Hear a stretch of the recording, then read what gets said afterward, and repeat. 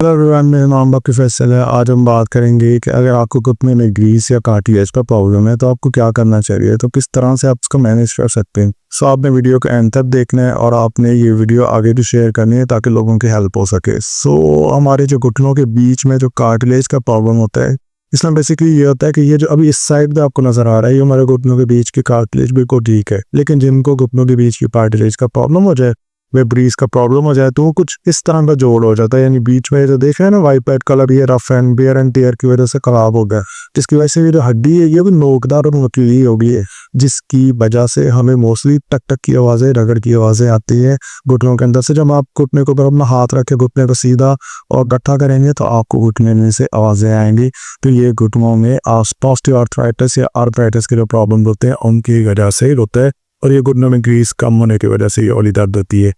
अगर आपको ये है, पहले तो आप ये देखिए कि आपको जो घुटनों में ग्रीस का प्रॉब्लम है ये कौन से लेवल पे है, क्योंकि आपके घुटनों की कार्टिलेज का जो प्रॉब्लम है ना, इसका जो इलाज है सारा डिपेंड इस चीज़ पे करता है कि आपके घुटनों के बीच में ये जो कार्टिलेज का प्रॉब्लम है ये कितना ज़्यादा ख़राब हो चुका है।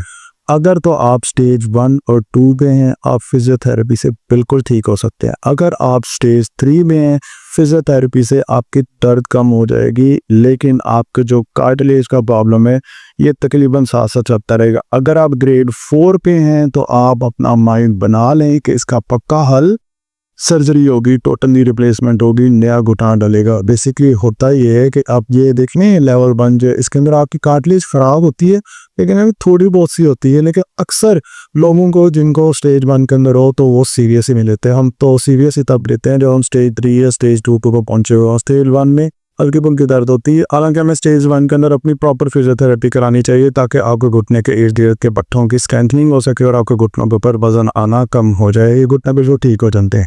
अगर आप स्टेज 2 के ऊपर हैं तो कुछ किस तरह की वेयर एंड टेयर हो जाती है, उनके कार्टिलेज जो फटना शुरू हो जाता है, इसके ऊपर थोड़ी बहुत इंजरीज आना शुरू हो जाती हैं, लेकिन ये भी फिजियोथेरेपी से बहुत अच्छा मैनेज हो सकता है। साथ में पेन किलर मेडिसिन चलती हैं, आपके घुटनों की ग्रीस का प्रॉब्लम काफ़ी हद तक कवर हो देता है। लेकिन अगर आप स्टेज 3 में आ जाए ना तो इसमें वेयर एंड टेयर बहुत ज़्यादा हो जाता है। अगर कोई बंदा कहे ना कि मैं बिना किसी सर्जरी के आपका ये कार्टिलेज बना दूंगा, ये पॉसिबल ही नहीं है, क्योंकि कार्टिलेज होता है ना ये एवेस्कुलर होता है। एवेस्कुलर मतलब होता है, देखिए मैं अभी बैठा हूँ, मेरे यहाँ पे हल्का सा कट लगा, खून निकला, जमा, क्रींड बना, पका और ठीक हो गया, ऐसे ही होता है ना नॉर्मली। अब अगर फर्ज करो कि मेरे यहाँ पे जहाँ पे कट लगे यहाँ पे खून ही ना हो, जिस जगह पे खून नहीं होगा वहाँ पे क्रींड कैसे बनेगा, वहाँ पे पकेगा कैसे। इसी तरह से जो कार्टिलेज होता है, जो घुटनों की ग्रीस होती है ना, ये जो रबड़ होती है जो घुटनों के बीच में मौजूद होती है, इस पर ब्लड सप्लाई नहीं होती, खून की नसें नहीं होती, खून की नालियाँ नहीं होती इसकी, कि इसको खून मिले, कि ये अगर कोई डैमेज हो जाए, कोई इंजरी हो जाए, इसका क्रींड बने, पके। तो इस वजह से जिन लोगों को जो प्रॉब्लम आती है ना, तो वो फिर चलती रहती है लाइफ के साथ साथ। तो इसको जितना जल्दी पकड़ लिया जाए तो वो ज़्यादा अच्छा है। जिन लोगों को ग्रेड 4 का ऑस्टियोआर्थराइटिस है, आप अपने प्लीज़ नीचे कमेंट्स करके बताना है कि कितनी ज़्यादा ये इंपॉर्टेंट बात है उन लोगों के लिए जिनको कार्टिलेज का प्रॉब्लम अभी शुरू हुआ है। उन्हें शुरू में ही फिजियोथेरेपी करानी चाहिए। जो लोग बहुत आगे चले गए हैं, लाइक ग्रेड 4 पे चले गए हैं, फिर उनका टोटल रिप्लेसमेंट की सर्जरी होती है।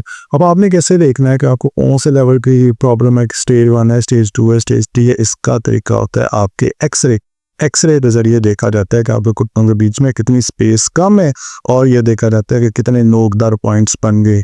ये जो नोकदार पॉइंट्स हैं, स्पेस कम है, इससे आप डायग्नोस कर सकते हैं कि आप कौन से स्टेज पे हैं। अच्छा, आपने ना इस चीज़ को तो मैं सर्टेन बता लेना है कि एग्जैक्ट मैं एक एक पॉइंट देख के और मैं कहूँगा स्टेज 2 पे हूँ, स्टेज 3 पे हूँ।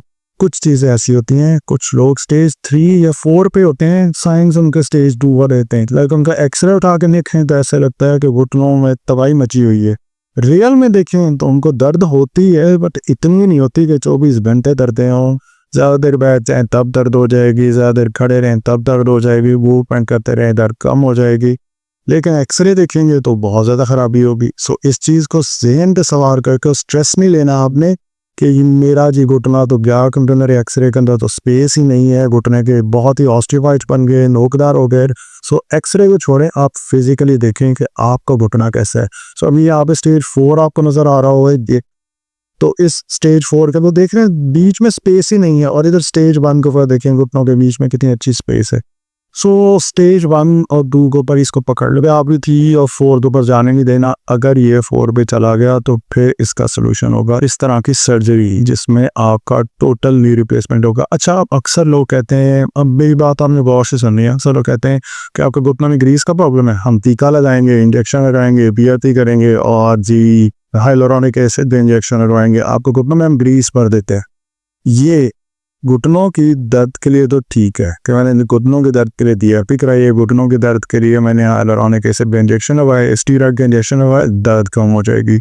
अगर कोई शख्स आपको कहे ना कि मैं ये ग्रीस डाल रहा हूँ, ये ग्रीस नहीं होती। घुटनों की कार्टिलेज को आप इस तरह से टीकों से और PRP से ये होगा, नई ब्लड वेसल्स बनेंगी, प्लेटलेट रिच प्लाज्मा आप ही का होम दिया जाता है और उसमें से प्लेटलेट जो है वो ज़्यादा आपके उस जगह पे डाल दिया जाता है, प्लेटलेट हेल्प कर देंगे नई खून की रगें बनी, लेकिन इतना इजीली बनती नहीं है। अक्सर लोगों को PRP के बाद मैंने देखा है कि उनकी पेन काफ़ी हद तक कम हो जाती है, बट अगर आपके जहन में ये है कि आपकी कार्टिलेज दोबारा बन जाएगी, ऐसा नहीं होता।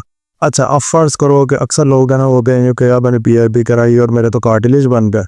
अगर ऐसी बात होती ना तो दुनिया में ये वाला ऑपरेशन होता ही ना, कि आपकी हड्डियों काट के नई जो है ना वो यहाँ पे जोड़ लगा दिए जाते हैं। तो फिर इतनी एडवांसमेंट जो आ गई है पूरी दुनिया में टेक्नोलॉजी की, तो फिर ये वाला तो ऑपरेशन ख़त्म ही हो जाना चाहिए कि कार्टिलेज तो टीके के जरिए डलना शुरू हो गई। सो अगर पेन बहुत ज़्यादा है, अब हाइलोरॉनिक एसिड के इंजेक्शन, स्टीरॉयड के इंजेक्शन या के इंजेक्शन लगवा सकते हैं। पेन के लिए ये नई ग्रीस नहीं डल रही है, पक्का हल अगर आप स्टेज 3 या 4 के अंदर है तो बे टोटल नी रिप्लेसमेंट है। बट ये भी आसान नहीं होता है, उन लोगों के लिए मसला होता है जिनको डायबिटीज़ का प्रॉब्लम हो, जिनको शुगर का प्रॉब्लम हो। प्रॉब्लम ये आती है कि अब उनको अगर उनका तो नॉर्मली अगर कोई कट लग जाए तो खून निकलता रहता है, उन्हें पता नहीं लगता खून जमेगा कब और खीर कब बनेगा, यही नहीं समझ आ रही होती, खून निकलने का पता नहीं चलता। ऐसे लोगों में अगर आप घुटना काट के नया जोड़ डाल दें तो उनके टांके कैसे पकेंगे, उनकी स्काफ ऑपरेशन कैसे होगी। लेकिन ये है कि कंट्रोल करके डायबिटीज़ को फिर ये ऑपरेट कर लिए जाते हैं। मैंने इतने सारे ऐसे केसेस देखे हैं। मेरी graduation Lahore medical and dental college की है और हमारा जो हॉस्पिटल था वो गुरकी हॉस्पिटल लाहौर था। तो जो लोग लाहौर से वो जानते हैं गुरकी हॉस्पिटल लाहौर जो वो है ही ऑर्थोपेडिक हॉस्पिटल। तो मेरी तो ज़िंदगी इन्हीं चीज़ों में गुजरी है। मैंने देखे हैं ऐसे भी पेशेंट देखे हैं कि घुटने नए डलवाए, डायबिटीज़ भी थी, उनकी थेरेपी हुई और वो बिल्कुल ठीक हो गई, चाहे 60 साल की उम्र हो। लेकिन मेरी रिकमेंडेशन ये है कि कोशिश करें कि अगर आप शुरू के स्टेजेस के अंदर ही इसको पकड़ लें और फिजियोथेरेपी से इसको ठीक कर लें, या डाइट से ठीक कर लें, खानों से ठीक कर लें, या भी वर्जिश से ठीक करें। सो वर्जिश आप में कौन सी करनी है? सिंपल से 3 आपको वर्जिशें बताता हूँ। सिंपल है वो कि इस तरह की बॉल ले लें और घुटनों के नीचे रखें, नीचे की तरफ दबाना है, 10 सेकंड के लिए होल्ड कर लें, 6 से 7 दबाइए वर्जिश करें हर 2 से 3 घंटे के बाद। ये आपने दिन ब दिन बढ़ाना है। अभी मैं 6 से 7 दफ़ा कह रहा हूँ, आपने कुछ अरसे के बाद इस वर्जिश को 6 से 7 की बजाय आप 12 दफ़ा, 13 दफ़ा और महीने के बाद आप 20 दफ़ा, 25 दफ़ा इसको बढ़ाते रहें ताकि आपके घुटने के इर्द गिर्द के पट्टे बनना शुरू हो जाएंगे। बहुत ज़बरदस्त वर्जिश है, इसको बड़ा फ़ायदा होगा। इसे नी आइसोमेट्रिक कहते हैं। इसके अलावा इसी बॉल को आपने घुटनों के बीच में रख लेना है। अच्छा, बॉल ना हो तो तकिया पे रख सकते हैं आप। घुटनों के बीच में रख के घुटनों को ज़ोर से दबा के रखना है, 10 सेकंड के लिए होल्ड करना है, 6 से 7 दफ़ा ये वाली एक्सरसाइज करें। शुरू में 6 से 7 दफ़ा हर 2 से 3 घंटे बाद, आहिस्ता आहिस्ता इसको बढ़ाते जाएँ। इसके बाद एक और एक्सरसाइज करनी है जो इसकी उलट होगी। जो मैंने पहले एक्सरसाइज बताई ना उसकी उलट है। पहले हम बॉल को अंदर की तरफ दबा रहे थे, अब हम अपने घुटनों को बाहर की तरफ लेके जा रहे हैं। इसके अंदर आपने ये करना है कि इस तरह का रबर बैंड ले लेना, अपने घुटनों पे इर्द-गिर्द बांध लें और आराम से लेट के इसको खोलें, 10 सेकंड के लिए रोकें, 6 से 7 दौर करें और इसके बाद आपने हर 2 से 3 घंटे बाद करना है। दिन ब दिन इनको बढ़ाते जाएँ फ्रीक्वेंसी को। सो अब ये तो सबमिशन हो गया एक्सरसाइज। इसके अलावा जो घुटनों में ग्रीस की कमी है उसके लिए आप अपनी डाइट को ठीक करें, खाने ऐसे खाएं जो आपकी कार्टिलेज की प्रॉब्लम को जो ख़राब हो रही है इसको स्लो कर दे और अगर ख़राब हो गई उस पर रिपेयर होना शुरू कर दे। सो इसके लिए कौन सी डाइट खानी चाहिए ये आपको वीडियो के यहाँ पे साइड पे शो हो रही होगी। मैंने बड़ी डिटेल से वीडियो बनाई है, इस पर क्लिक करें और डिटेल में वो वीडियो देखें। अगर आपको ये वीडियो अच्छी लगी आगे शेयर करनी है, चैनल पे नए चैनल को सब्सक्राइब कर लें। Thank you so much for watching this video.